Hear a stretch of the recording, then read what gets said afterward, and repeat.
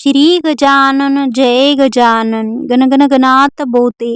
आज मी तुम्हाला गजानन महाराजांचे निस्सीम भक्त पीतांबर महाराज यांचे काही प्रसंग सांगणार आहे. पीतांबर महाराजांच्या पदस्पर्शाने पावन झालेली भूमी कोंडवली. तिथे पीतांबर महाराज गेले गजानन महाराजांच्या आज्ञेनुसार आणि नंतर काही वर्षांनी त्यांना भेटायला गजानन महाराज देखील तिथे गेले आणि या गुरु शिष्याच्या भेटीत तिथे खूप मोठी यात्रा भरली होती आणि सर्व प्रसंग आता मी तुम्हा सर्व भक्तांना सांगणार आहे, ज्या प्रसंगाचा उल्लेख इतर कुठेही नाही आणि गजानन विजय ग्रंथात देखील नाही. आपले एक सबस्क्रायबर दादा कोंडवलीला गेले होते पीतांबर महाराजांच्या समाधीचं दर्शन करायला. तेव्हा पीतांबर महाराजांचे वंशज आजही तिथे आहेत आणि त्यांनी गजानन महाराजांचे आणि पीतांबर महाराजांचे काही प्रसंग दादांना सांगितले आणि दादांनी मला सांगितले आणि माझ्या मनात अशी इच्छा निर्माण झाली की मी याच्यावर एक व्हिडिओ बनवावा, जेणेकरून इतर भक्तांना देखील गजानन महाराजांच्या त्या प्रसंगाची माहिती होईल. आपल्या गजानन महाराजांच्या भक्तांना ऐकायला खूप आवडते. चला तर मग आता या व्हिडिओला सुरुवात करूया. गजानन महाराजांना असंख्य शिष्य होते, त्यात काही बोटावर मोजणे इतके देखील होते. त्यात पीतांबर महाराज आणि बंकटलाल यांनी प्रथम भेटीत गजानन महाराज सत्पुरुष आहेत याची ओळख त्यांना झाली आणि त्यांच्या दृष्टीवरून त्यांच्या तेजावरून त्यांनी महाराजांना ओळखले. गजानन महाराज प्रगटण्याआधी पीतांबर शिंपी होते. ते शेगावात कपडे शिवायचे आणि परमेश्वराच्या नामस्मरणात त्यांचा दिवस जायचा. तसेच बंकटलाल देखील धार्मिक परिवारातील होते. महादेवाचे निस्सीम भक्त होते. जसा बघा वाल्याचा वाल्मिकी होतो तसाच एक सामान्य शिंपी गजानन महाराजांच्या सेवेने महाराजांच्या स्पर्शाने कोंडवलीत जाऊन पुढे पीतांबर महाराज होतो.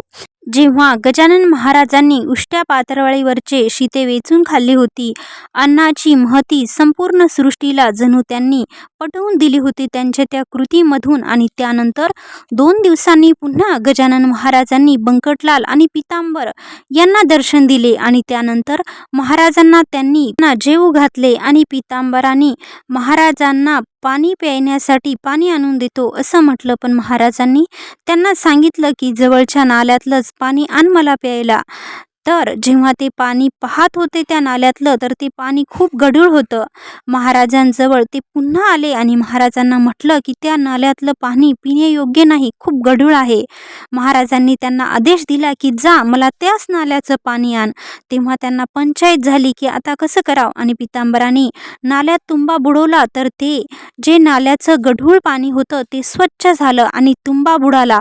तुंबा बुडेल एवढं पाणी देखील नव्हतं, तरी देखील तुंबा बुडण्याआधीच जेव्हा त्यांनी प्रयत्न केला तेव्हा आपोआप पाणी तुंब्यात भरल्या गेलं आणि स्वच्छ निर्मळ असं जल त्या तुंब्यात भरल्या गेलं.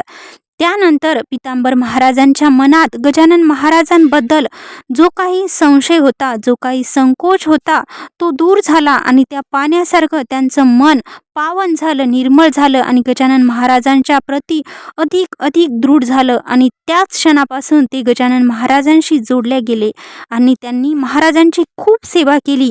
गजानन महाराजांना ते चिकन सुपारी फोडून द्यायचे आणि महाराज त्यांच्या जवळची सुपारी आनंदाने स्वीकारायचे. गजानन महाराजांना ते पंख्याने वारा देखील घालायचे.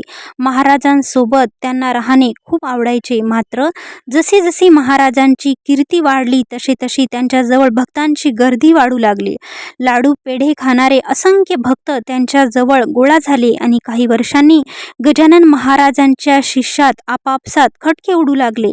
असं म्हणतात की भाऊच घातकी भावकीला. तसंच झालं. भक्त पीतांबराला इतर शिष्य टोचून बोलू लागले, त्यांचा उपहास उडवू लागले. एकदा तर पीतांबर महाराजांनी फाटके वस्त्र परिधान केले होते आणि त्यानंतर त्यांना गजानन महाराजांनी स्वतः त्यांच्याजवळ जो पीतांबर होता, जो शेला होता, तो नेसायला दिला आणि पीतांबराने गुरुची आज्ञा म्हणून तो शेला परिधान केला. मात्र इतर भक्तांना असं वाटलं की याला महाराजांनी शाल दिली आहे आणि यांनी ती शाल घातली आहे. महाराजांनी जरी त्याला शाल दिली असली तरी त्याने ती घालू नव्हती असं म्हणून इतर भक्त त्या पीतांबर महाराजांची हेटाळणी करू लागले. तेव्हा महाराजांनी पीतांबर महाराजांना आदेश केला की तू आता इथे राहू नको, तू इथून दूर निघून जा. जाणते मूल झाल्यावर आई त्याला दूर ठेवते. बाळा, आता तू इथून दूर जा. जा हिंडून भूमीवर पदनतासे तारावे. असे म्हणून महाराजांनी त्यांना आज्ञा दिली की तू आता इथून जा. आणि जेव्हा ते गजानन महाराजांना सोडून जाऊ लागले तेव्हा त्यांच्या डोळ्यातून अश्रुधारा वाहू लागल्या. खूप दुःखी झाले ते आणि रडत रडतच तिथून ते निघून जाऊ लागले. गुरुची आज्ञा त्यांनी मान्य केली, पण जाताना त्यांना अश्रू आवरत नव्हते आणि ते असेच अश्रूला त्यांच्या वाट मोकळी करून तिथून निघून गेले आणि ते कोंडोली ग्रामात पोहोचले. तिथे बळीराम पाटलाच्या आंब्याच्या झाडाखाली ते बसले. झाडाच्या बुडाखाली मुंगळे त्यांच्या अंगावर चढू लागले आणि नंतर मात्र ते झाडावर चढतात आणि गजानन महाराजांचं नामस्मरण त्यांच्या मुखात सतत सुरू असते. गजानन महाराजांचं स्मरण करणारा हा कोण असेल म्हणून तिथे सुरुवातीला 1 आणि नंतर 2 असे करता करता लोक जमतात. त्यांना विचारतात की तू कोण आणि कुठे आहेस. त्यावर पितांबर त्यांना सांगतात की मी गजानन महाराजांचा शिष्य आहे. माझ्या गुरुची आज्ञा झाली की गाव ग्राम सोडून इतरत्र जावे म्हणून मी इथे आलो आहे. त्यावर शामराव देशमुख नावाचे जे गृहस्थ होते त्यांना म्हणाले, अरे सोंगाड्या, गजानन महाराज प्रत्यक्ष भगवंत, त्यांच्या नावाला तू बट्टा लावू नको आणि अशी चेष्टा काही तू करू नको. राजाची राणी म्हणे आवडती, खळगी भरण्या पोटाची आली मजुरी करायला, तशातलाच हा प्रकार आहे. तू गजानन महाराजांच्या नावाला बट्टा काही लावू नको. गजानन महाराज सत्पुरुष आहेत, संत शिरोमणी आहेस आणि तू जर त्यांचं नाव घेशील तर तुझी काही खैर इथे राहणार नाही. त्यावर पितांबर महाराजांना ते सांगतात की तू या वाळलेल्या वृक्षाला पालवी फोडून दाखव, पल्लवित करून दाखव या वृक्षाला, तरच आम्ही तुला गजानन महाराजांचा शिष्य मानू. आणि त्यानंतर मात्र पितांबर महाराज आर्तभावनेने गजानन महाराजांची साथ घालतात. महाराजांना ते मनोमन शरण जातात. महाराजांना म्हणतात की महाराज आता माझी रक्षा करा तुम्ही. आणि गजानन महाराज त्यांची लाज राखतात आणि त्या झाडाला पल्लवित करतात, त्या वाळलेल्या वृक्षाला. त्यानंतर तो आम्रवृक्ष प्रफुल्लित होऊन जातो, त्याला पाने फुटतात आणि नंतर असंख्य फळे देखील त्या झाडाला येऊ लागतात. आणि नंतर ते कोंडोली ग्रामातले जे ग्रामस्थ होते ते पितांबर महाराजांना त्यांच्या गावात येऊ देतात आणि त्यानंतर त्या पितांबर महाराजांची ते पूजा करू लागतात आणि म्हणतात की जसा इथे शिष्य आला तसाच गुरुही एक दिवस येईल. म्हणजेच गजानन महाराज देखील एखाद्या दिवशी असेच येतील. आणि ते त्यानंतर काही वर्षांनी गजानन महाराज प्रिय शिष्याला भेटायला पितांबर महाराजांना भेटायला जातात. गजानन महाराज आल्याची वार्ता आसपास सर्वत्र पोहोचते आणि गुरु शिष्यांना बघण्यासाठी प्रचंड जनसमुदाय तिथे एकत्रित होतो आणि तिथे भंडारा ठेवला जातो. पण त्या भंडाऱ्यात तुपाची थोडी कमी पडते.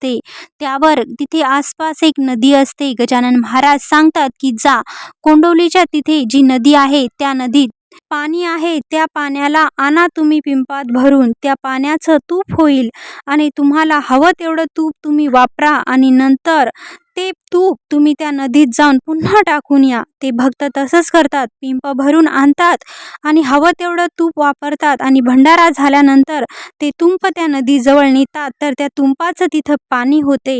असा गजानन महाराजांनी तिथे चमत्कार केला आणि भक्त पितांबराने देखील गजानन महाराज यांच्या आदेशाचं पालन करून आपल्या शेवटच्या श्वासापर्यंत ते तिथे राहिले आणि नंतर त्यांनी समाधी घेतली. त्यांनी समाधी घेतल्यानंतर तो आंबा देखील वाळला आणि त्या आंब्याच्या झाडाखाली आता दुसरा आंबा लावला आहे. त्याच आंब्याच्या कोईपासून जी कोय होती त्याच आंब्याची कोय तिथे लावली.